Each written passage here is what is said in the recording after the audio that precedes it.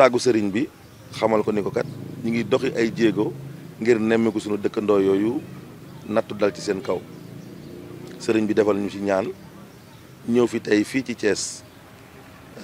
bi ñu ñëwee ñu tàmbalee hôpital Saint-Jean-de-Dieu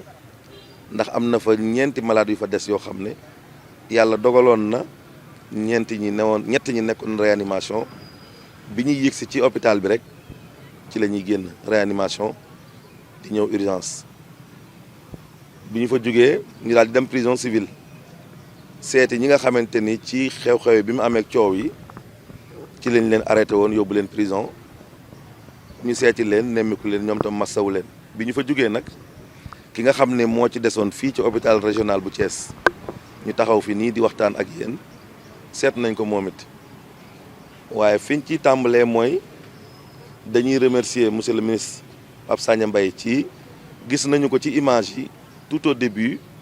bi xew-xew bi amee rek mu ñëw seet si leen massawu leen jël fi ay engagement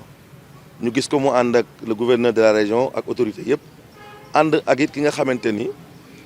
xew-xew bi ci li ci ëpp ci kawam la dal muy monsieur le maire Gass Ndoye bu Kayar moom it ñu gis ko boobu ba léegi bi xew-xew bi amee ñi nga xamante ni nii xam na ne moom mooy le premier magistrat de la ville de Kayar mu sonn ci ànd ak ñoom ànd tamit ak commission ya nga xamante ni ñoo nekk ca géeju Kayar ñu ciy liggéey ngir xam nañu ne yëf yi métti na ba fu métti yem képp koo xamante ni tamit notable nga ci Kayar gis nañ la ci réseaux sociaux yi imaam yi def ay ñaan ndey ji réew yi ak jaraaf yi yegg na ba ci communauté lébu bi yëpp jaraaf yi sundooy ñëw na fa ànd ak délégation bu mag ngir yëpp di dox tànk jàmm loolu kon mu mel ne tiis wu mag la wu dal ci Kayar dal ci Mboro dal ci Gendar suñu fa nekkee nag bokk fa ñuy suñuy dëkkandoo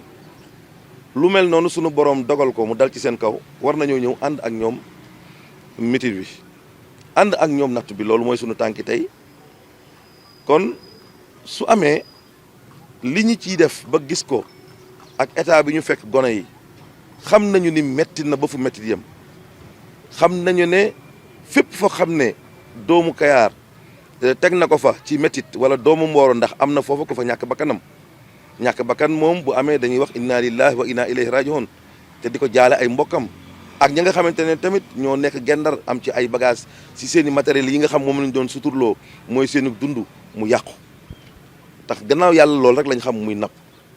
ñi nekk Kayar it moo ko léegi ci fi ñu leen fekk ci condition yu metti xale yi gis nañ ko ci réseaux sociaux yi gis nañ ko ci lu ne waaye ñun li ñuy woote mooy ñu ànd ak dal te sant yàlla te julli ci yonent bi salaa salaam te xam ne lii seytaane rek la mën a doon ndax diggante Gendar ak Mboro ak Kayar ñoo bokk ndey ñoo bokk baay ndax boo ñëwee Kayar da nga fay fekk ay soxna yoo xam seen borom kër waa Gendar lañ soo demee Gendar tamit vice versa kon su amee coow seen diggante bu ñu xoolee métit wi xool dégâts yi dana métti waaye kon dañuy woote à la retenue mooy ñu sant yàlla julliwaat ci Yonent bi salaa salaam te defal xale yi defalante suñu biir su ko defee loola suñu ko defee ñu ànd ko nag ak état bi ñu wax ne ñi ngi woo notre ministre de tutelle nga xam ne wax naa ko sànq tout au début mi ngi ñëw di leen accompagner ànd ak ñoom métit wi ñuy woo aussi le ministre du développement communautaire ndax gis nañu le ministre Mansour Faye bu Saint-Louis démb wax na ne président de la République instruire na ministre bi ak ministre de la pêche ngir mu jàppale leen ngir ñu taxaw leen kon mel na ni ñooñu taxaw boobu ñu leen war a taxaw ak jàppale googu ñu leen war a jàppale ne yàlla sunu borom def mu gaaw ngir ñoom loolu yi ñu am moom ci la ñuy liggéey te loolu rek la ñu am kon ñu ngi sant yàlla bu baax di julli ci Yonent bi sallallahu alayhi wasallam di ñaan yàlla ñu bañ a xool li nga xamante ni moo dal xale yi ndax metti na ndax kat bu ñuy àtte xuloo du ñu nettali ndax suñu nettilee wala koo ci déglu rek danaan man maa am raison kon fii mbir mi tolluwuñu fi ñuy def ay communication yu incendiaire tolluwuñu foo xam ne dañuy mel ni ñuy defante waaye dañoo toll foo xam ni nañu yërëm ndaw ñi tëdd ci hôpitaux yi nañu yërëm ndaw ñi ne ci prison yi te xam ni ñooña même guerre mondiale négociation ak discussion ak dialogue moo koy réglé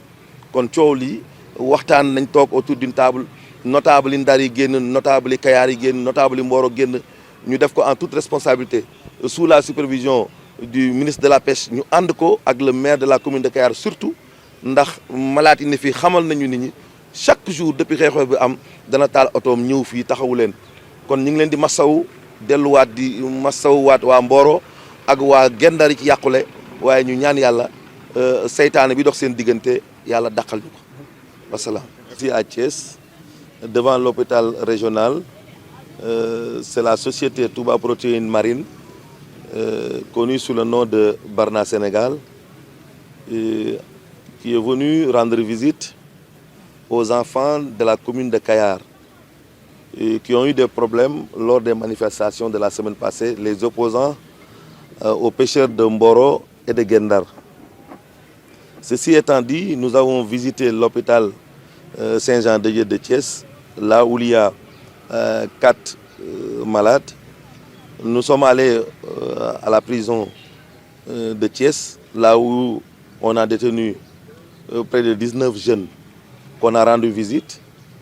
Et après cette visite, nous sommes là à l'hôpital régional, là où on a rendu visite à le seul malade qui reste. Maintenant, ce qu'on a retenu, après avoir visité toutes ces composantes, nous appelons à la retenue. Car nous savons que Kayar, Mboro et Saint-Louis sont des frères. Ils font partie de la même famille parce que quand vous allez à Kayar, vous allez trouver des femmes qui ont des maris gendariens. Et si vous allez à Saint-Louis aussi, vice-versa. Maintenant, nous demandons à l'État du Sénégal et nous remercions dans un premier temps le ministre de la Pêche, M. Pape Sagna Mbaye, à qui on l'a vu à la télé dès les premières heures de ces événements. Il y était accompagné du gouverneur et du préfet et du sous-préfet aussi de Kayar, de Kermoussa. Et nous avons vu aussi en premier lieu le maire de la commune de Kayar, que nous remercions vivement, qu'on a vu depuis le début de l'événement, M. Alioune Ndoye Gass, qui n'a menacé aucun effort pour soutenir sa population, qui a accompagné les jeunes. Donc ceci, nous l'avons vu, et que c'est même les accompagnants des malades nous l'ont certifié. Maintenant, ce que nous demandons au président de la République, et nous avons entendu le ministre Mansour Faye de Saint-Louis, qui a dit que le président de la République a instruit le ministre de la Pêche, ainsi que le ministre du Développement communautaire, d'assister aux pêcheurs qui ont eu des dégâts matériels. Il y a un mort d'homme, qui est un enfant qui vivait à Mboro. Nous rendons grâce à Dieu, paix à son âme, et nous demandons au président d'assister le plus rapidement possible à ces pêcheurs. Pourquoi? Parce qu'ils ne vivent que de ça. Si jamais ils n'ont plus de matériel, si jamais ils ont peur d'aller en mer, ceci peut causer un problème sur leur bien-être. Donc, nous, on est là en apportant notre pierre sur l'édifice pour les encourager et surtout pour voir les messages que nous lançons à la jeunesse. Ensuite, ne pas regarder derrière et regarder devant nous, car nous savons que toutes les guerres mondiales qui ont passé ont été réglées autour d'une table. Donc maintenant, ceci, nous appelons à la retenue. Nous demandons à tous les notables de Kayar, parce qu'on a vu lorsqu'il y avait ces émeutes, les imams, les notables, les Ndeyjirew, jusqu'à la communauté Lébou, dirigée par le Djaraf Youssouf Ndoye, était venu à Kayar, il a fait une visite à Mboro. Donc, d'être autour d'une table et régler ce conflit une bonne fois pour toutes. Merci, je vous remercie.